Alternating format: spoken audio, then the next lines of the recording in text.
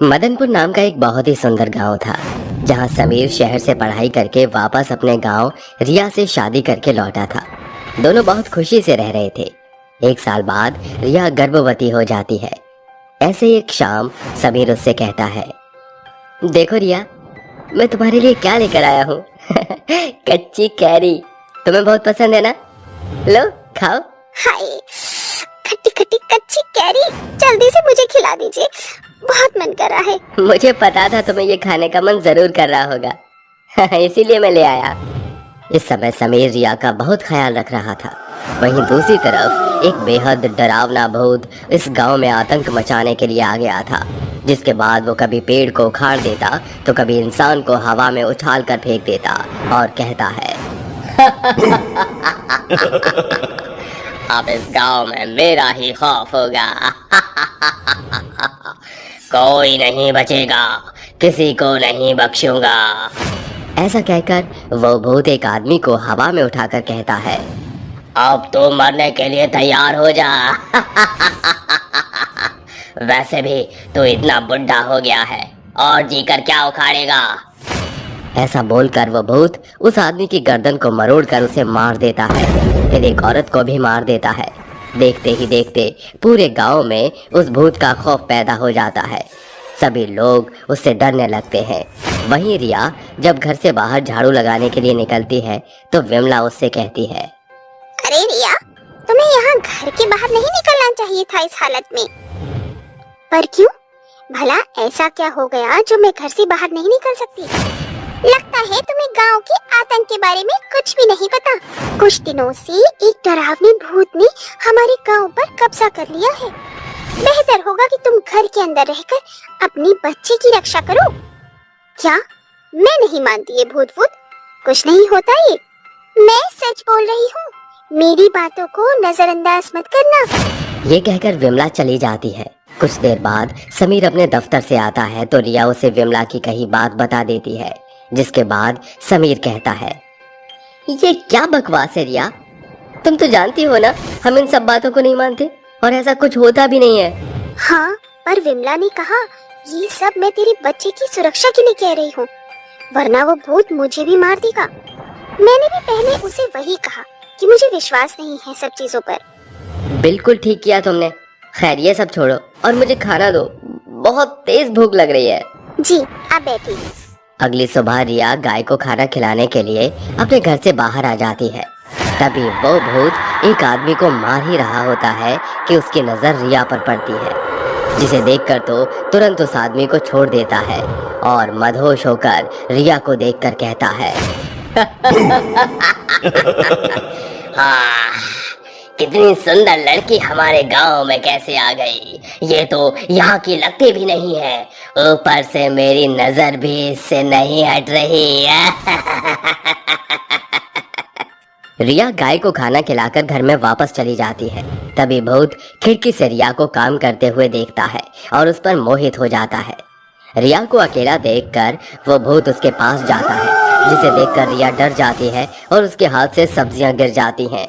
वो कहती है, भूत भूत बचाओ, मुझे विमला ने सही कहा था, भूत होते हैं, होते हैं। कहीं ये मुझे मार न डाले, बचाओ मुझे। समीर, समीर, जल्दी आओ समीर, बचाओ। अरे चिल्ला क्यों रही हो? वैसे तुम बहुत सुंदर हो, इसलिए अब तुम्हें मेरे साथ चलना होगा।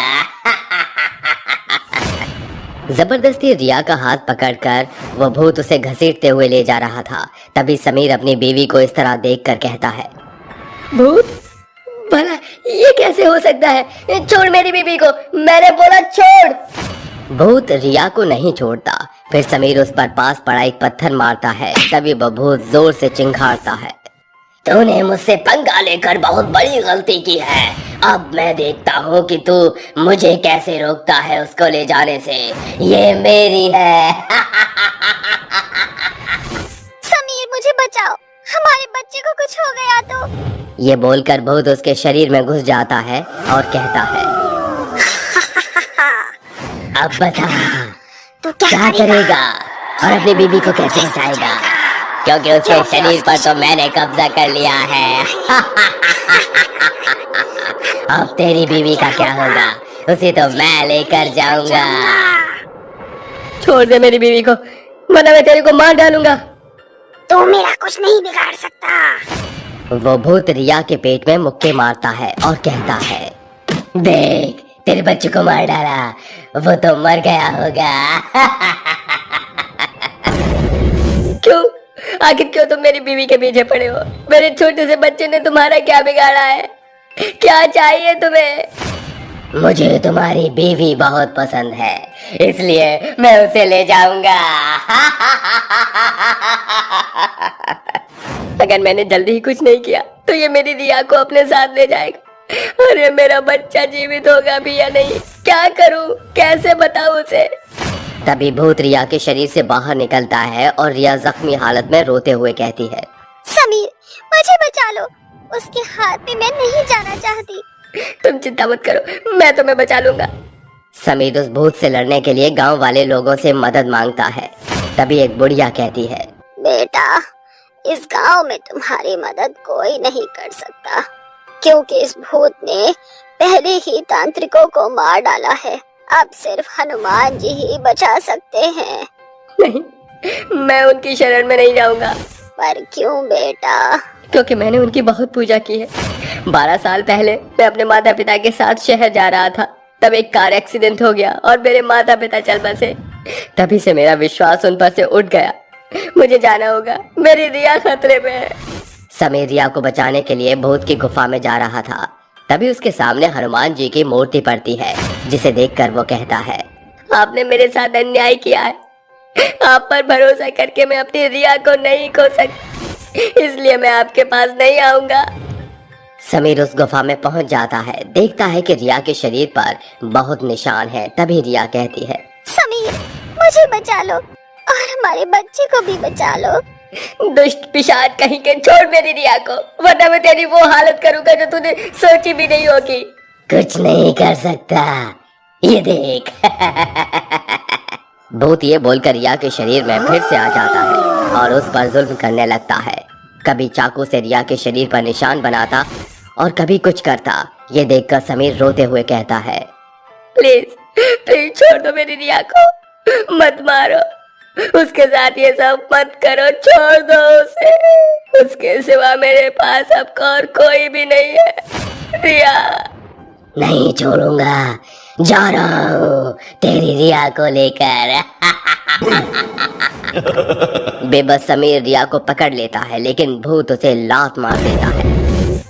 ये मेरी रिया को नहीं ले जा सकता, अब मुझे उन्हें बुलाना ही पड़ेगा। हनुमान जी, मैंने आपके साथ बहुत गलत व्यवहार किया है, मैं उसके लिए आपसे क्षमा मांगता हूँ। अब एक आप ही हैं जो मेरी रिया और मेरे बच्चे को बचा सकते हैं। प्लीज मेरी रिया को बचा लीजिए। सियापति रामचंद्र की जय, पवन सुत हनुमान की जय। ये कहते हुए समीर जमीन से उठता है, लेकिन वह भूत उस पर चाकू से कई बार वार कर देता है, जिसके बाद वो बेहद जख्मी होकर गिर पड़ता है और कहता है, संकट मोचन बजरंगबली प्रभु, अब आपको ही आना पड़ेगा, मेरी रिया को आपको ही बचाना होगा। जय हनुमान ज्ञान गुण सागर, जय कपीस त्रिलोक उजागर, राम दूत अतुलित बलधामा, अंजन पुत्र पवन सुत रामा।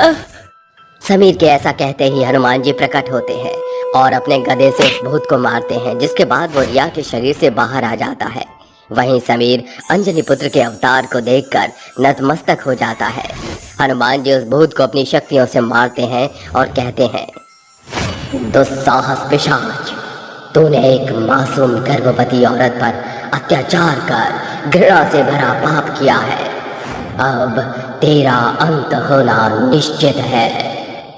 हनुमान जी इतना कहते ही उस भूत का अपनी शक्तियों से अंत कर देते हैं। इसके बाद रिया पर एक ऐसी शक्ति आती है जिससे रिया के शरीर पर से सारे घाव ठीक हो जाते हैं और उसका बच्चा भी जीवित हो जाता है।